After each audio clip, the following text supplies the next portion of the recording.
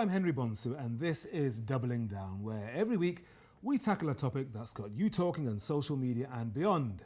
Joining me today are Kurt Barling, the international relations expert and professor of journalism at Middlesex University, the journalist and author Ella Whelan, and the commentator and former Kremlin advisor Alexander Nekrasov, whose Twitter handle is Stirring Trouble. Thank you very much, all of you, for coming in. Looking forward to this. Now, from Trump to Putin, from Xi to Duterte, and from Orban to Erdogan, the list of strongmen who've taken or maintained power by appealing to the reactionary instincts of their populations is growing. And it's got some international observers worried. These populist leaders are accused of inflaming tensions inside and outside their countries by promoting a toxic nationalism that appeals to their base. Critics also charge them with clamping down on human rights and freedoms. While Duterte has overseen the killing of thousands of alleged drug dealers, Presidents Trump and Erdogan have threatened freedom of the press, with the former branding journalists the enemy within, and the latter silencing independent voices. And Xi has allowed a huge crackdown on Muslims in China. In a recent edition devoted to this trend, Time magazine asked why other countries should seek to imitate open democratic systems when one determined leader can offer a credible shortcut to greater security and national pride. It also warned that future strongmen may offer something even worse than today's crop. Okay, let's get the initial views of the panel. We're going to start off with you, Kurt. Are we witnessing a new era of strongman politics, and should we be alarmed by it, do you think?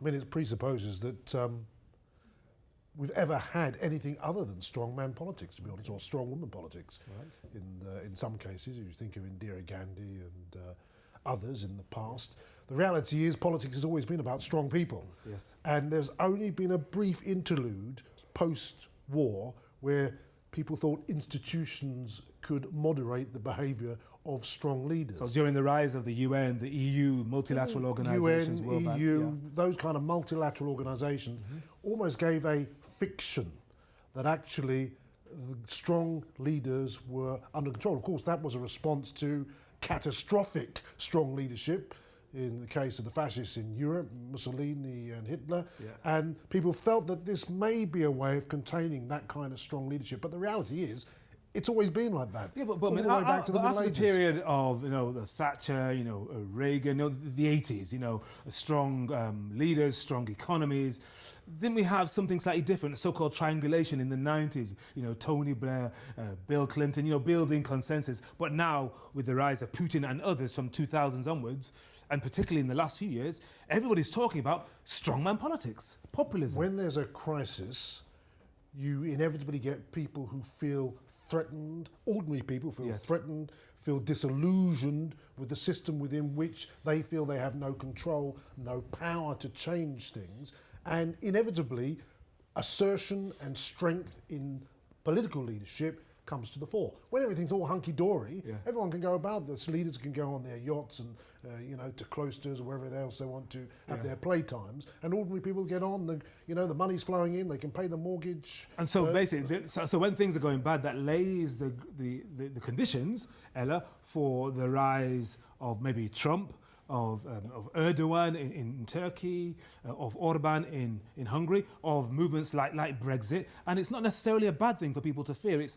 the people's will being expressed through one or two strong leaders.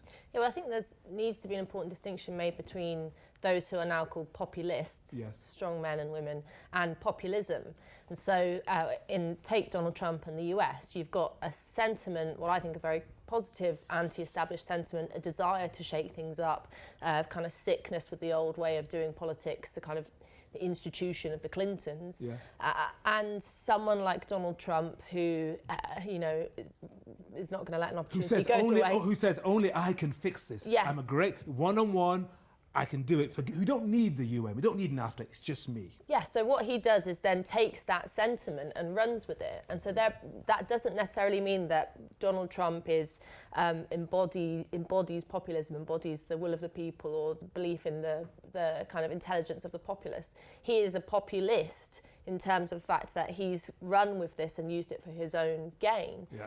I think what's really important in this discussion is to maintain the positives and the kind of radical revolutionary power of populism, right, which is something that I think is now being used as an insult. You know, especially within Europe, you have the elites, political elites, those technocrats who have, as you said, run politics for so long now and are kind of very much having the public absent from politics, yep, want to just dismiss this as nationalism, as, you know, quasi-fascism, as something really base, a kind of reaction, a shout from the depths of disappointed and disillusioned publics. I don't think that's the case. I think that's very unfair. Alexander, okay. Ella says accentuate the positive. Kurt says we've seen all this before. What do you say? Well, first of all, I'd like to say that during the Cold War, there was a need for strong leaders because there was, in essence, a danger of destruction hanging over a lot of countries. So in the West and in the East, you would see tough-talking leaders who would be standing there and embodying sort of the feelings of the nation, like a Nikita Khrushchev saying, we will yes, stand up to you. Yes. So both sides needed to have these leaders. Then the Cold War sort of disintegrated, right? Went away. And there was no need for a time, in strong leaders, and we saw the emergence of very weak people because there was no need to unite the nation. Who was weak? Who was weak?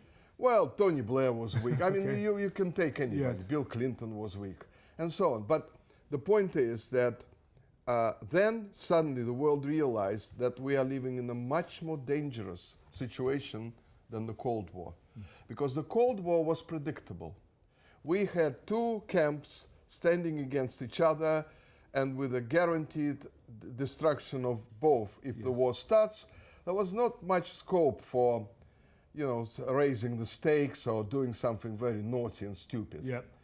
Then suddenly, in this century, we started to realize that the world is a much more dangerous and unpredictable place. And suddenly, the shift started to move to the strong leaders again. Because only they could protect you against because the people hostile are forces, threatened. non-state actors. You see, the threat of terrorism during the Cold War was nowhere. I mean, we didn't have it. I mean, we had some of it, but it was not a global threat of terrorism.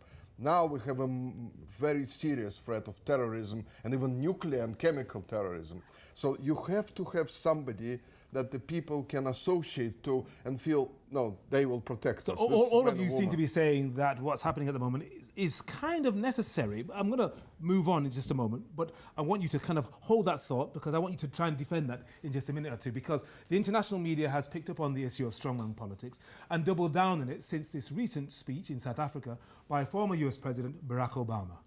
Politics of fear and resentment and retrenchment began to appear. And that kind of politics is now on the move. It's on a move at a pace that would have seemed unimaginable just a few years ago.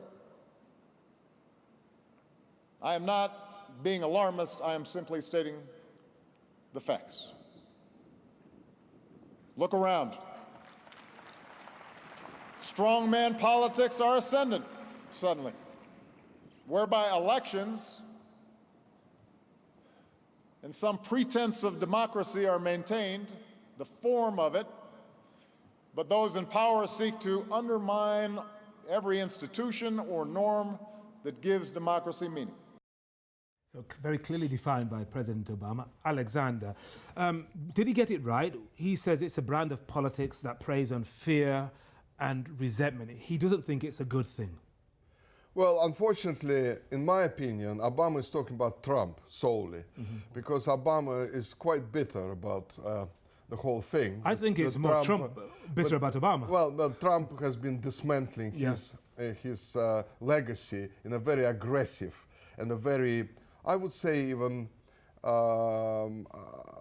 unacceptable way, you know, because you can't really bash the former president and just have this game of I'm going to change everything because I want to change everything. Right. So this particular instance that we heard, I think he's talking about Trump. About Trump.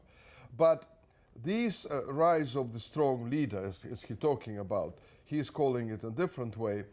This is necessary when times are dangerous. Okay. When there is uncertainty in the air, you have to have somebody you can turn to and listen to. But Ella, President Obama was saying that these leaders use elections as fig leaves, essentially, and they start dismantling institutions, saying that the media, the fourth estate that you belong to, is the enemy within, enemies of the people. Mm-hmm. Well, I mean, what Obama is saying is like catnip to anti-democrats, because this discussion about fear and the description of these strongmen is really not. Obama isn't talking about Trump necessarily. He's actually talking about the fear of the masses. This is what really frightens technocrats like Obama, like David Cameron, and now Theresa May.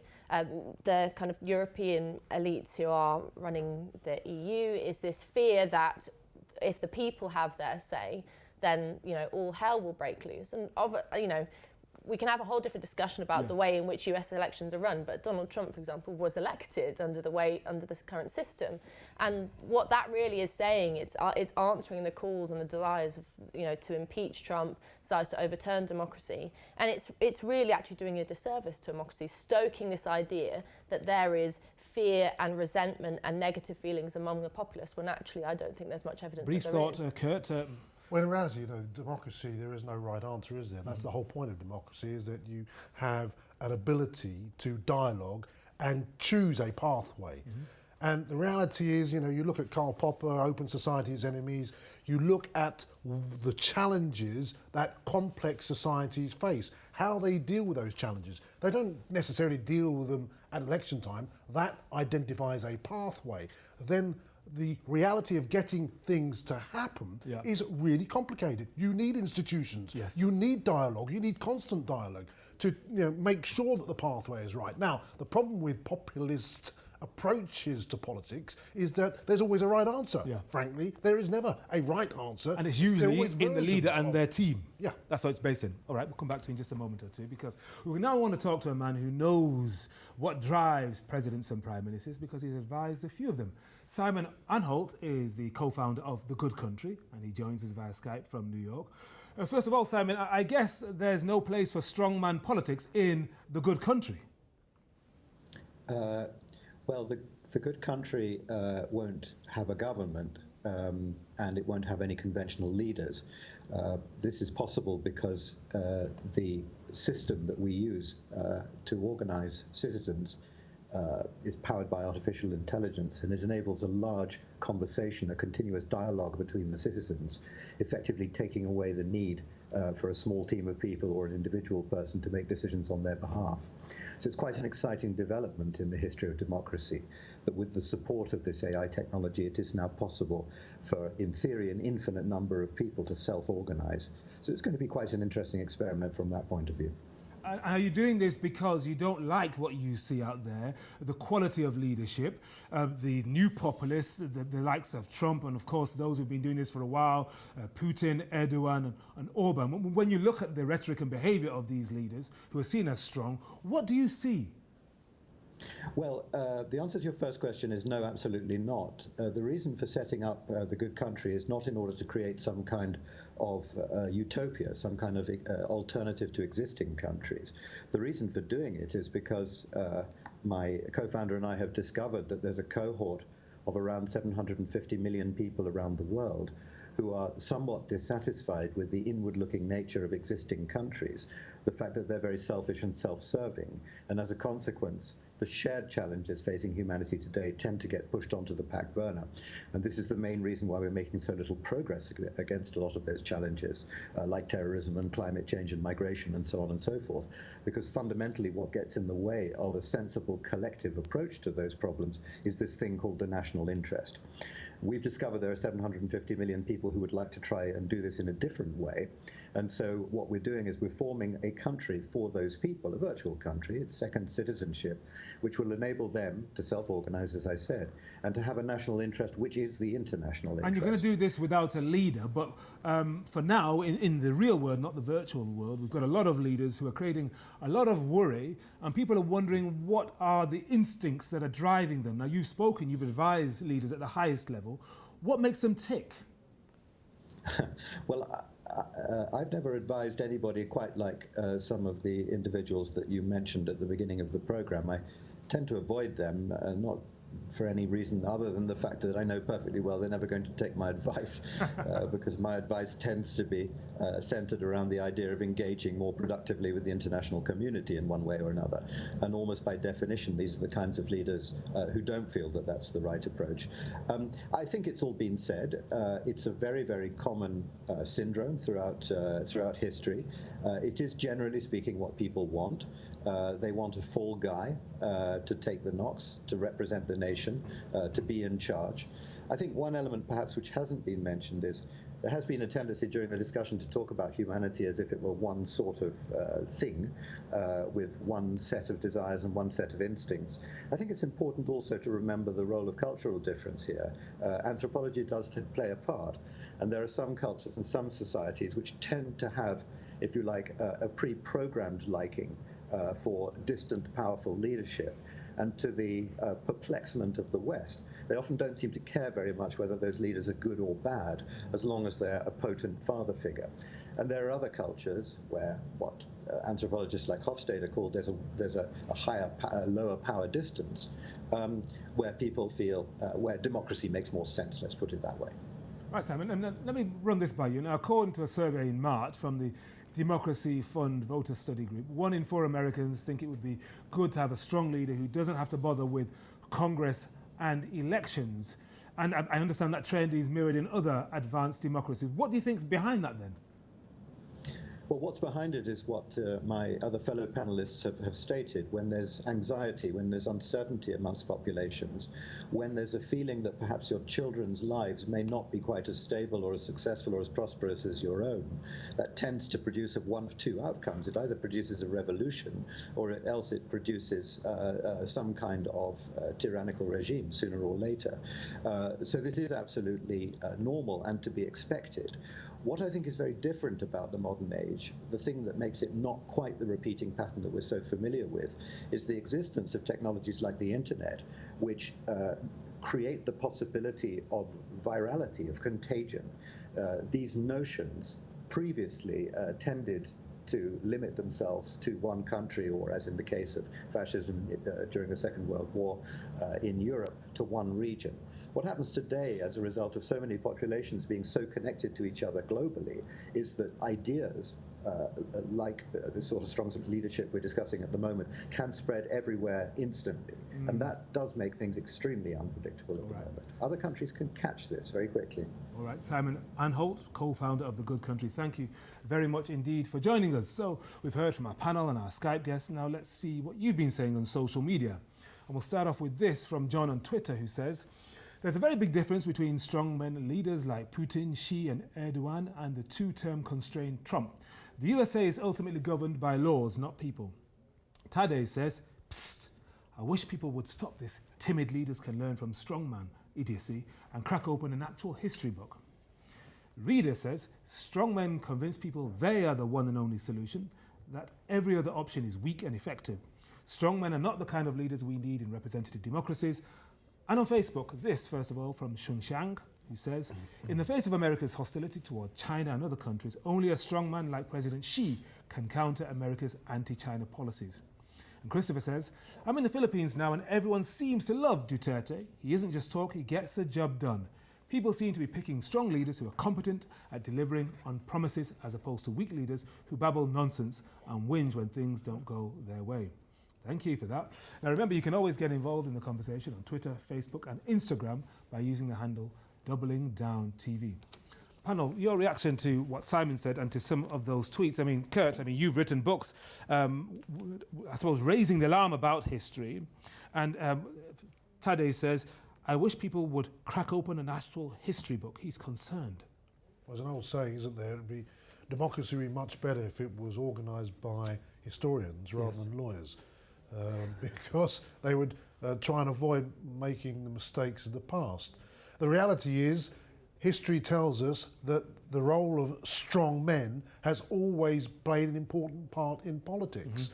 And as I said to you slightly earlier, that we've tried to contain that tendency towards autocracy, authoritarianism with institutions, with technocrats who have done the managing of government. If you have a problem and you want to find a solution, you either have to have somebody at the top who says, that's the way we're going to go, I'm right, or you have to find a pathway towards a solution which meets the needs of those who need the solution. You know, in the UK, after the terrible fire at Grenfell, clearly we needed a solution. Yes. We've had an absence of leadership, both amongst the technocrats and in government, to do anything. The desire to change was driven by the people, wasn't it? The desire to change was driven by them. However, they will know if change has not happened, partly by what Simon is saying, is because they have access to much broader range of information and that unsettles democracy. So the challenge for democracy is to respond to that, perhaps not in virtual communities, but in real communities. What do you think, Alexander? Well, first of all, I'd like to introduce a new idea here, that a strong leader, or any leader, any political leader, represents some very powerful groups behind him who get him elected. Now, the strong leader is the one who then manages to control these groups and say, look, there is a national idea that I have to pursue. Your interests are your interests, but I have to do this. With Trump, it's completely different. Trump was elected by the oil and bank lobby. Don't think that he was elected by social media, and he can't say no to them. That's well, he was also elected by a base of around 36%. Yeah, but the point is, the money came from the oil. Look what his Secretary of State was, Rex Tillerson. I'm sorry, ExxonMobil is a state within a state. It can crush any opponent. And by the way, it threatened Obama and said that you just watch yourself. But what role for, you mentioned opposition. So the strong leader would have been, in Trump's case, who would have turned to them and said, thank you for electing me, now I'm going to do the business. No, he's not doing it. He is succumbing to them completely. He is doing things which are unheard of. He's breaking international law. He is cancelling agreements, international agreements, where the US signed the international agreement. But he's saying, but discrediting. And I'm going to put this to Ella. What he's saying is promises kept. You know, he is a populist, and his base says, yes, at least he's doing what he said he was going to do. The big problem is what happens to institutions, what happens to opposition groups, what happens to the media when an all-powerful populist is in charge. Yeah, well, I mean, this is the point I was trying to make earlier, that Trump is not a good example of populism in action. Okay, Viktor Orban then in Hungary, maybe. Or even Duterte in the Philippines. 86% approval rating. Yes, and people clearly want something different, and they want someone to take charge, but I don't think that's based out of a fear of, you talked about terrorism or an anxiety. I think it's a desire to have someone straight talking, especially in relation to Trump. That was his main appeal. So, offensively, bluntly he was, that it was kind of sweeping away, as we said, all the kind of technocratic attitude to politics and just putting things straight. But if in the UK with Brexit, it was a populist demand for a different way of doing politics. And as you said, we've had a complete absence of leadership from the minute the vote was announced. Theresa May is no kind of credible leader for Brexit. And it's meant that you still have this unanswered desire for someone to take a stand and take a leadership in politics. But interestingly, Nigel Farage, who was the leader of UKIP, I think he may even be the leader again soon. Yes, he might lead it again. So desperate they are for a leader. Yes. UKIP had a surge of support in the run-up to the referendum, during the referendum, because it was about Brexit and it was about leaving the EU. After the vote was won, its support tanked, and Nigel Farage is not someone that people. Don't think I can credit him with saying he's a strong man, but he wants to inhabit that role, and people aren't interested. And that example shows you something quite interesting, that it's not necessarily a desire for strong men or strong women, for authoritarians, for populists, as they're sort of insultingly called, but for a different, more democratic, more populist way of doing politics. Right. So what the irony is, that if you look at history, that strong leaders always have an underlying weakness. So They promised to deliver. I mean, for goodness sake, Adolf Hitler promised to deliver, and he built Autobahn and various other things. He bankrupted the country, by the way, in the midst of doing that. And we understood what his weakness was about 6 years later or 10 years later. And for every strong leader you've seen over the last 150 years in terms of modern society, you see very quickly there's a fundamental weakness. So do the likes of Duterte and Trump and Orban, Erdogan, Putin all carry within the seeds of their own destruction? We don't have to wait for 150 years to work out what the president,